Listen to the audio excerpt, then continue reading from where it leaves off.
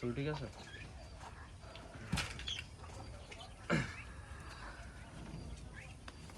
আসসালামু আলাইকুম।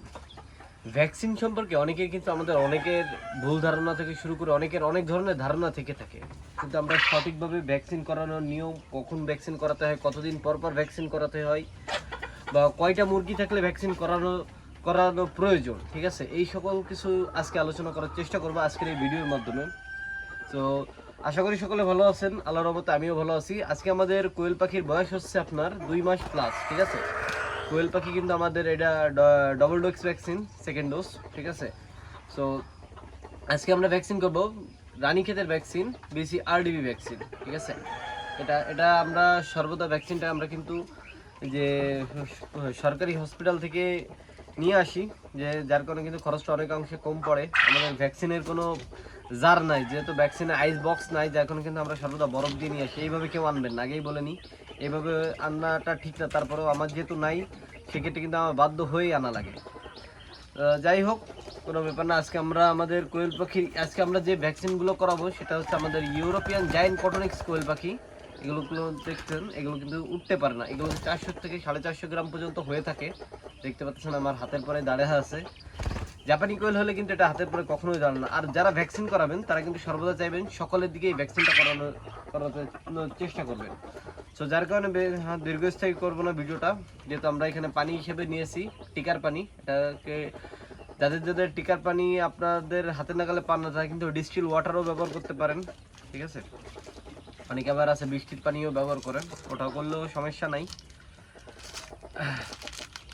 তো আমরা ফার্স্টে আমাদের এখানে যেহেতু টিকার পানি সর্বনিম্ন কিন্তু আপনার 300 ডোজের পানি হয়ে থাকে। আমার এখানে মাত্র কিন্তু আপনার যে পাখি আছে মাত্র 25 পিস পাখি। আমার যেহেতু এত পানি লাগবে না, যার কারণে আমি এখান থেকে ফার্স্টে পানিটা সিলিন্সে করে বের করে নিব কিছুটা।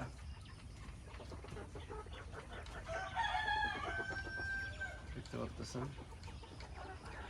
আপনার প্রথম ডোজ ভ্যাকসিন করানোর নিয়ম হচ্ছে আপনার প্রথমে যে আপনার যে পাখিটার বয়স যেই আপনার হয়ে যাবে 5 থেকে 7 দিনের ভিতরে কিন্তু আপনারা প্রথমে আপনারা রানীক্ষেতের ভ্যাকসিনটা করা দিবেন।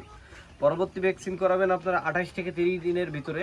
আর পরবর্তী যে 3 নম্বর ভ্যাকসিনটা আছে সেই ভ্যাকসিনটা আপনারা করাবেন 2 মাস বয়সে, ঠিক আছে।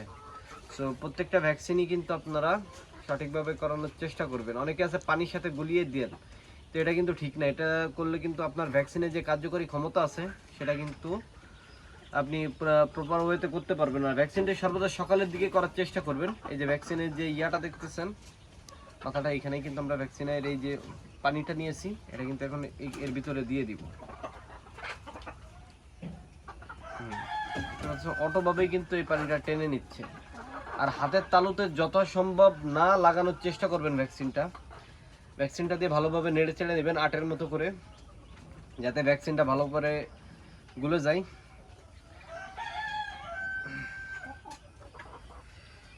আপনাদের খামার যদি সর্বদা পরিষ্কার পরিচ্ছন্ন রাখতে পারেন, জীবাণুমুক্ত রাখতে পারেন, লোকালয়ের থেকে যদি আপনার খামারটাকে দূরে রাখতে পারেন, তাহলে কিন্তু আপনার কোনো ধরনের কোনো ভ্যাকসিনও প্রয়োজন হয় না, ঠিক আছে। আবার ভ্যাকসিন করলেই যে আপনার খামার সুরক্ষিত সেরকমটা কিন্তু কখনোই না। এমন এমন খামারি আছে যারা ভ্যাকসিন করছেন, ভ্যাকসিন করার কিছুদিনে 2 থেকে 3 দিনের ভিতরেই কিন্তু তাদের খামারে রানীক্ষেত লাগছে, গাম্বুরা লাগছে, নিমিষেই বার্ড ফ্লু লেগে কিন্তু খামারটা নিমিষের ভিতরেই শেষ হয়ে গেছে। তো আপনারা যারা যারা খামার করবেন তারা কিন্তু এটা কখনো ভাববেন না যে ভ্যাকসিন করাইছি আমার খামারটা পুরোপুরিভাবে সুরক্ষিত, এটা কিন্তু কখনোই ভাববেন না। এটা যখন বের করতে হয় প্রচুর পরিমাণে প্রেশার দিয়ে বের করতে হয়। আমার পুরো ভ্যাকসিনটা কিন্তু এর ভিতরে। এখন আমরা এই ভায়োলের ভিতরে দিয়ে দিব ভ্যাকসিনটা। এই যে দিয়ে দিলাম। মানে এটা ভালো করে নেড়ে চেড়ে নিব। যেহেতু গরমের সময় ভ্যাকসিনটা যতই ঠান্ডা ঠান্ডা থাকতে দেওয়ার চেষ্টা করি না কেন, এটা গরম হয়ে যায়। পরবর্তীতে আমরা যেটা করব, এইটা আমরা ভেঙে দিব। এটা দাও বা কাঁচি হলে ভালো হয়, যেহেতু আমার কাছে কোনোটাই নাই, হাত দিয়ে চেষ্টা করি। যেহেতু লেট হয়ে গেছে, যেহেতু ভ্যাকসিনের পরিমাপটা আমি যেহেতু এত ফাস্ট করতেছি, কারণ আমার এখানে ভ্যাকসিনটা কিন্তু ভালো করে ঝাঁকা নিতে হয়, কারণ আমি জানাইতেছি না আমার পাখির পরিমাণ খুবই কম, যার কারণে আমি সংক্ষেপে দেখানোর চেষ্টা করতেছি, কারণ গরমের সময় ভ্যাকসিন দেওয়ার নিয়ম হচ্ছে এইভাবে পাখিটাকে ধরবেন। কাছে এনে দেখানোর চেষ্টা করতেছি।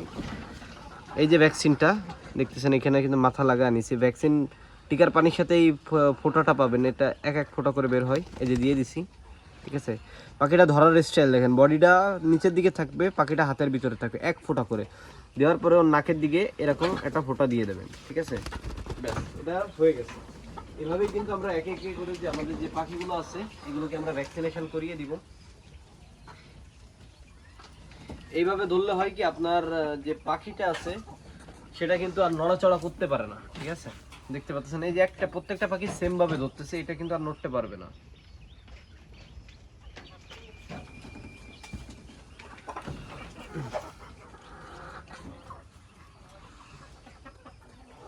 আর ভ্যাকসিনের তাপমাত্রা কিন্তু যখন বাসা থেকে যে ইসে থেকে কোথাও যেখান থেকে আপনি কালেক্ট করবেন না কেন, সর্বদা চাইবেন যে 8 ডিগ্রি তাপমাত্রা ভ্যাকসিনটাকে রাখার চেষ্টা করবেন। নাহলে কিন্তু আপনার ভ্যাকসিনের যে কার্যকরী ক্ষমতা আছে এটা কিন্তু আপনি পাবেন না। আমাদের খামারে আমরা কিন্তু ভ্যাকসিন বিষয়ে খুবই সতর্কতা অবলম্বন করি, কিন্তু এবার আমাদের হাতের সময়ে খুব কম ছিল, যার কারণে অনেক কাজের ব্যস্ততার কারণে কিন্তু আমরা সঠিক সময় সঠিক ভ্যাকসিনটা করাইতে পারি নাই। তারপরেও সমস্যা নাই, আমরা যেহেতু আমাদের খামারটা আমরা সর্বদা পরিষ্কার পরিচ্ছন্ন রাখার চেষ্টা করি যত সম্ভব, যার কারণে আল্লাহর রহমতে এখনো পর্যন্ত আমরা আমাদের খামারটাকে সুরক্ষিত রাখতে পারছি। এই যে আমাদের কিন্তু ইউরোপিয়ান জায়ান্ট কটনিক্স, এই পাখিটাই কিন্তু 500 গ্রাম হয়ে গেছে আল্লাহর রহমতে। মাশাআল্লাহ, এই পাখিটা গ্রোথটা দেখেন ভাই, আমি দুই হাত দিয়ে এক হাত দিয়ে ভালোভাবে ধরতেও পারতেছি না, দেখতে পাচ্ছেন, ঠিক আছে। এই পাখিটা দেখেন, তো এই পাখিটা ইনশাল্লাহ কিছুদিনের ভিতরেই আপনাদের হাতে তুলে দেওয়ার চেষ্টা করবো, যেহেতু এই পাখিটার রিভিউ বাজারে অনেক বেড়ে গেছে।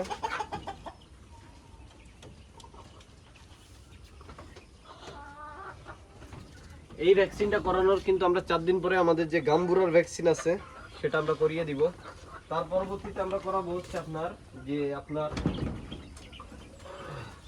বার্ড ফ্লু যে ফাউল ফক্সের যে ভ্যাকসিনটা আছে ওটা আমরা করিয়ে দেবো, কারণ বর্তমানে যেহেতু গরমের সময় ফক্সের প্রভাবটা বেড়ে যায়।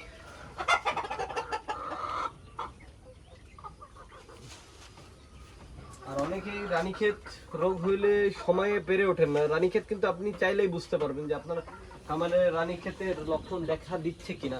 সেটা হচ্ছে আপনার পাখিটা কিন্তু একটু ঝিমাবে, সেই সাথে কিন্তু আপনার পাখির যে পায়খানাটা আছে ওটা কিন্তু চুনচুর আকারে হবে, যার ফলে কিন্তু আপনি হাতে কিছুটা হলেও সময় পাবেন। এর ভিতরে যদি আপনি আপনার খামারটাকে সেভ করতে না পারেন তো কিন্তু আপনি আপনার খামারটাকে আর বাঁচাইতে পারবেন না।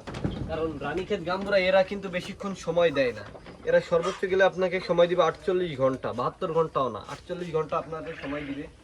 এর ভিতরে যদি আপনি কোনো পদক্ষেপ না নেন আপনার খামারটা কিন্তু নিমিষে চোখের সামনে শেষ হয়ে যাবে, আপনার করার কোনো উপায় থাকবে না।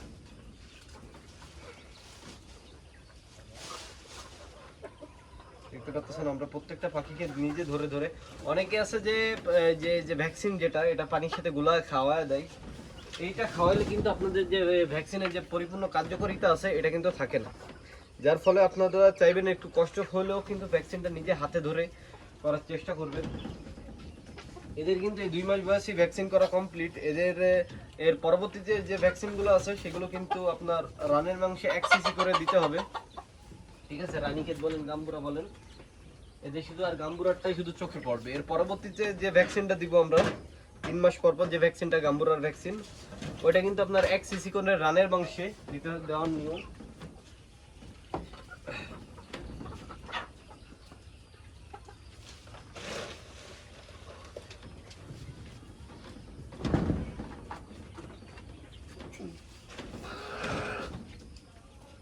এই যে আমার খামারে একটা কালো পাখি, এটা দেখতে মাশাআল্লাহ অনেক সুন্দর, এটা মেল পাখি।